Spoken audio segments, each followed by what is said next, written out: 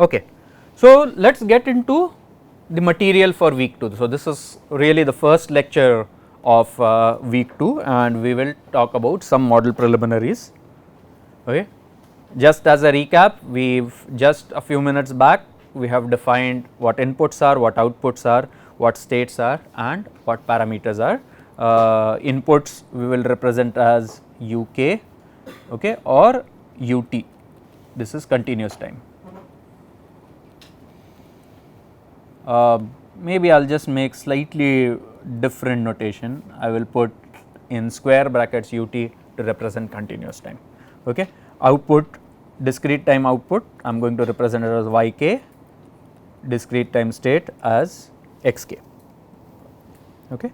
Parameters we will just call them as theta. Okay. Mostly we are not going to use parameters as much. Okay.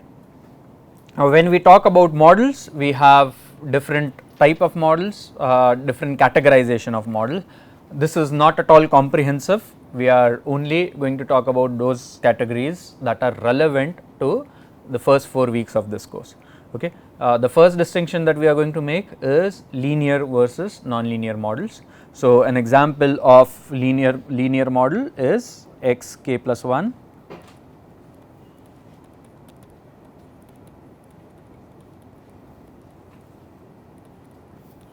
If it is a non-linear model, we will represent this as xk plus 1 equal to some function capital F of xk comma uk. If that function is a linear function, you will get this. Okay. Note the equivalence between this model and a continuous time model. The continuous time model was dx by dt equal to small f x comma u. Okay. And that brings me to another distinction, continuous time versus discrete time. This is an example of a continuous time model.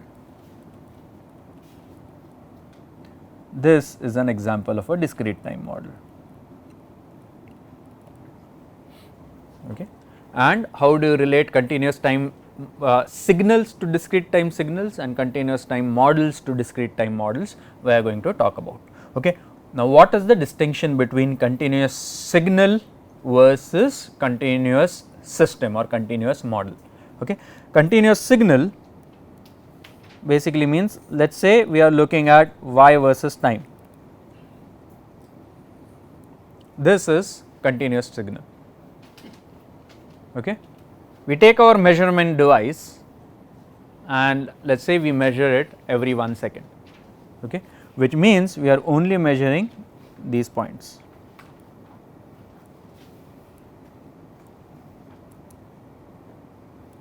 Okay. So, the dots that you see over here is example of discrete time signal. Okay.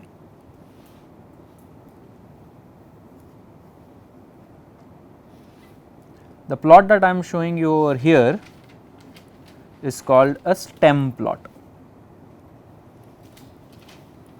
Why is it called a stem plot? Because your signal or your point look like a stem. Okay. Not important for you to remember. The reason why I told you is because if you want to plot it like this, the command in MATLAB is stem. Okay. So, what I showed earlier was a continuous time signal, what I am showing now is discrete time signal. Okay. Going from continuous time signal to discrete time signal is called sampling, going from a discrete time signal to a continuous time signal is called reconstruction. Okay. The question is, or you can call it A to D, D to A also, digital to analog, analog to digital. Okay. The question is going to be is how do we convert or how do we reconstruct a continuous time signal from a discrete time signal, and it is not an easy question to answer, there are several ways to do that. We are going to talk about one specific method called zero order hold. So, we will come to that in a bit. Okay. That is about a signal. What do you mean by system? The system basically means you have an input signal, you have a digital input signal that gets converted into an analog input, that input goes through a process, the output comes from the process, the output is also a continuous output that then you are sampling. Okay. So, that entire thing becomes a process. So, you have a digital input signal, there is a D to A conversion, there is a continuous process followed by an A to D conversion followed by an output signal. So, the transformation from UK to YK or UK to XK is happens through a discrete time process, okay, and a model representation for a discrete time process is this. So, xk plus 1 equal to axk plus buk is a model of a discrete time process, x and u are discrete time signals, okay. And the option, the various model options that we are going to talk about are transfer function,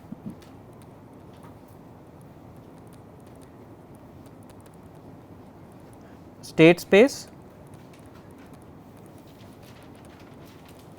and finite impulse response or finite step response models, okay. In addition to that, we would also talk about autoregressive type of models.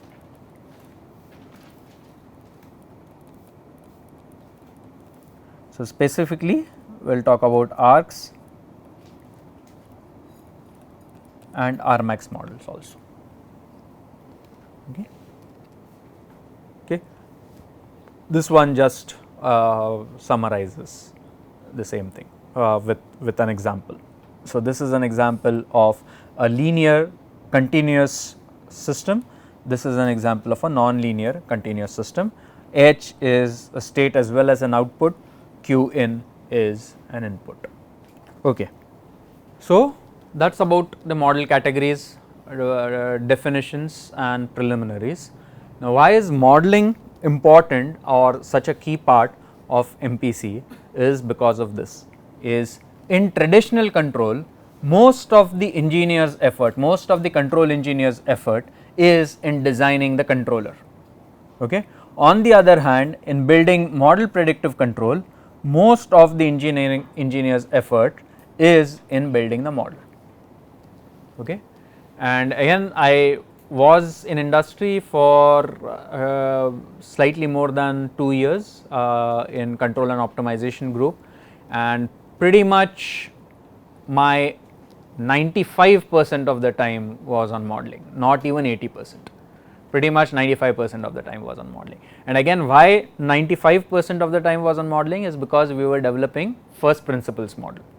Most of the models in the industry are data based models, okay. So, that is the other distinction that I am going to make is first principles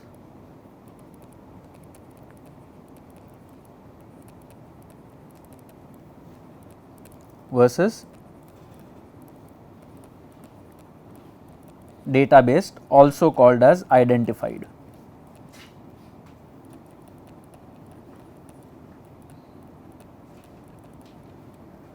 They are also called as black box models.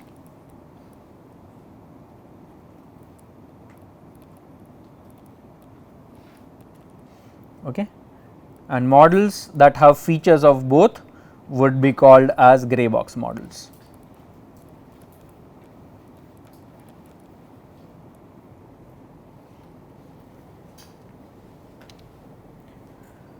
Okay.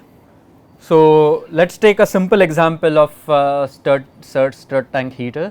I am not going to expect you to derive any of these models. These models will be given to you.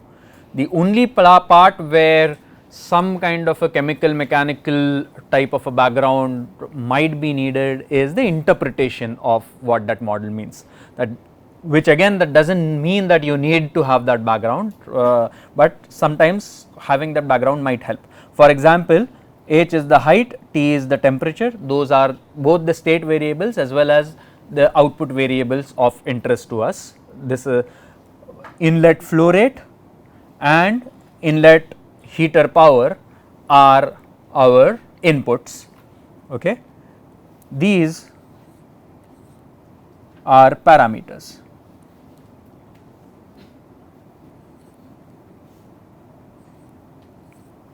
Okay. This could either be a parameter or could be a disturbance. So, depending on your problem definition. Okay.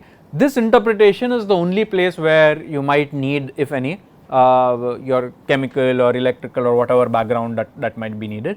Otherwise, we are going to make this course agnostic towards chemical engineering. Examples we might take are motivated from chemical engineering, but they will be such that anyone with an appropriate background required for this course will be able to handle. Okay. Now, for systems quote unquote simple like this, we can very easily build phenomenological models or first principle model.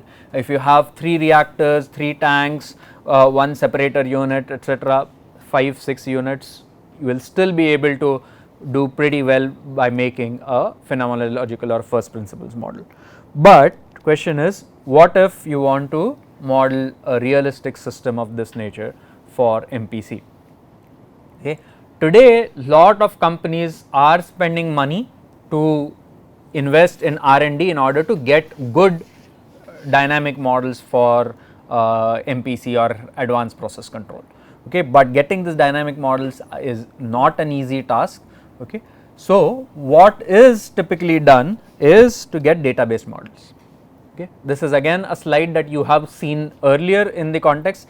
At that time, I had shown that slides in 2 different contexts, one to show how large an MPC problem could be. The other context I had shown is that MPC need not be n inputs and n outputs, the number of input outputs can be different, and the third context actually where I had shown is that there are certain inputs that affect only certain outputs and may not affect all the outputs. So, these were the 3 contexts in which I had shown this. The 4th context that today I am showing this is that this is the data from an actual step test.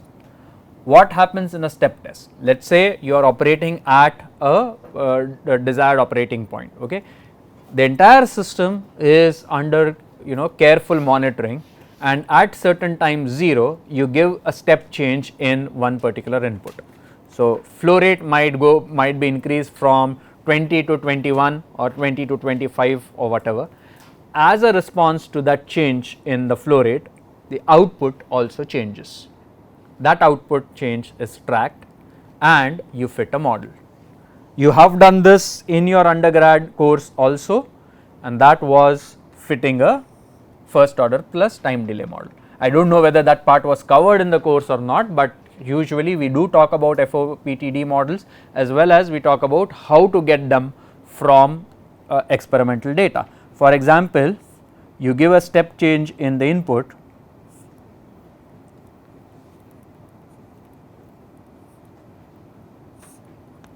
and let us say the system responds in this particular manner, you will fit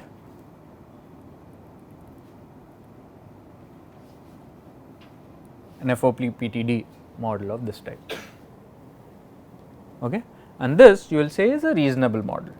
Okay. So, there is an error between model predictions and plant response, and our controller needs to be designed in such a way that it is aware of this and it acts in order to negate the effect of this model plant mismatch.